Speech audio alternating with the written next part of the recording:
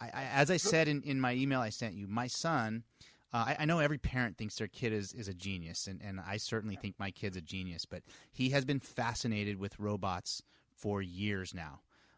And he is to the point where it's very clear he is a numbers kid and not a letters or a words kid. He's pushing back on the whole reading thing right now. He wants to do the number side of things. He wants to build things, but he doesn't want to put the time in to read. And I had a conversation with him yesterday morning before he went to school. He's at a Montessori school, so he kind of gets to choose what he does, right? And I said, listen, buddy, all these things that you want to do in life, all the things you ask me for help with, I'm telling you, once you learn how to read, the world opens up. There's so much information available. You don't need me as your gatekeeper. You don't need me to help explain things. You're going to be able to do this all on your own, but you got to put the effort in to learn how to read. And I'm not kidding you, that day. And then this morning, I mean, he comes back and he's telling me all the words he learned how to read today, bat and Sam. And so, I mean, I'm hearing what you're saying, and it so resonates with me, which is, again, why I'm so excited to have you here speaking with me today. So here's what I love about your impulse there to support him in his challenging relationship with reading is that you intuited that his motivation for reading right now is entirely extrinsic. It's people telling him he needs to read, right? Right. So instead of that, what you're focusing on is this is what you unlock when you can read. Like, this is why reading is a superpower for you. Everything you're interested in is built or is accessible through reading. Well, now he has a new reason to read, to learn to read. It's like, I want to learn more about this kind of robotics or understand this idea, this aspect of physics, right? Yeah. That robotics desire is the foundation for motivation, right? And It doesn't matter where you are. If you live in Baja now, you still have access to the internet. You know, SpaceX is putting up global space-based internet. We're all going to be connected in the next 5 years, right? So that means that really, and a Montessori school or a Reggio school, these are fantastic schools to build the foundations of the most valuable skills for the 21st century, right? The ability to learn anything, no matter where you are, and the ability to collaborate with others. All you got to do is be curious. Yeah. So, and you like being curious though takes courage. Ooh, that's a good one. Yes. You have to, I mean, this is sort of part of what 50 Dangerous Things. Which I do have, by the way. Yes. And I encourage anybody that's listening that has kids, make sure you get that book. Yeah, me too. I'm working on the sequel right now, but the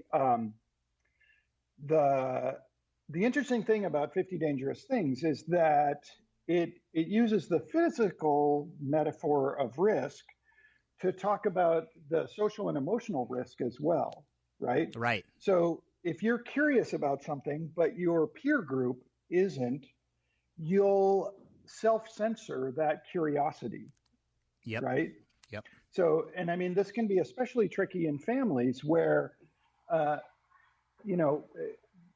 say, let's suppose that your son, loves everything having to do with robots, but you and your wife are organic farmers, and everything you do is about nature. And the idea of him getting involved with robots feels like the antithesis of where you hoped your family was going. Right, and right. I know this isn't true. It sounds like you're supporting him in every way possible. No, but you are hitting on something that definitely, it hasn't been something that's been a topic of conversation between my wife and I, but it's definitely something that I've grappled with internally. Not that I want to stifle his curiosity or his desires, But, honestly, I could care less about robots. I want to go surfing, But I see that it's, that's one of the great things about being there. I think there's some negative things about being an older parent, but one of the great ones is that I am way more mature and able to see the big picture as a 47-year-old than I would have been at a 27-year-old. And that's definitely true. I understand. Yeah. First-time parents, I think patience is the hardest one to embrace because everything feels so immediate and so importantly consequential. Like, they're expressing this defiant behavior, and I need to nip this in the bud. Well, actually, give it a month. Right. Every child needs a period of time where they explore the social boundaries of saying no. I mean, it's super annoying as a parent, but it's a necessary stage. Yeah, right. So I think those kinds of patience are hard for first-time parents, especially when you're not in a multi-generational household, right? So certainly when I visit families in Mexico, I was in La Ventana last year, down the Baja Peninsula on the inside, and which is evidently a great kite surfing spot. And very much so, yes, yeah. Didn't learn how to kite surf, but let me ask you really fast. We are kind of bouncing around, but I'm good with it. You are a paraglider, is that right? A paraglider? I am a paraglider pilot. My wife and I have been flying for 27 years. Yeah. Okay. Yeah, and so my relationship to wind and land is often through that eye of the pilot, looking to see, could I fly there? Could I launch? Is that a good launch? Is that facing the right direction? I wonder what the winds are like in the afternoon, Well, I want to tell you something here. And again, we're bouncing, but I'm good with it. Okay. I had a friend who was a paraglider, and I haven't talked to him for a long time. He was actually a business partner of another friend of mine, but he was a paraglider, and he had this desire to launch off of Picacho Diablo, which I don't know if you're familiar with that, but that is the highest peak in the Sierra Madres down the Baja Peninsula. It's close to 12,000 feet. It's where the observatory is. I do kind of know where that is. Yeah, it's above the Diablo dry lake bed outside of San Felipe.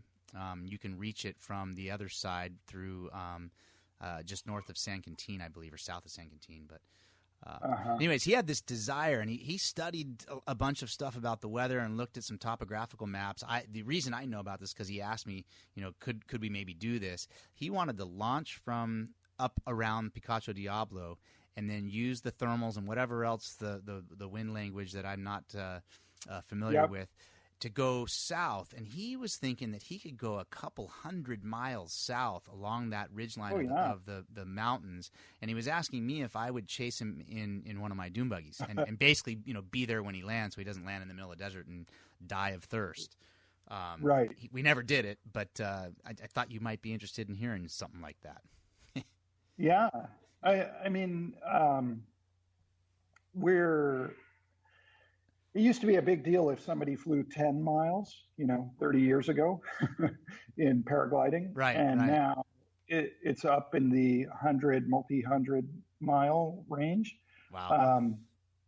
Because wings have improved and because our understanding of local weather phenomena and how to read. I'm just looking at this mountain range and I see exactly what he was envisioning. I think he's starting at the wrong place. I better talk to your friend. I think there's a place up north that would be better, and he could fly over that mountain peak instead of starting there. But so this is the thing to me that is so like I said, it's just been so enlightening to me even here recently is how this place, this peninsula of land in the country of Mexico, brings people in and out of my life. And I'm glad we're tying this conversation back to the peninsula. But I would like to actually ask a question that I wanted to ask you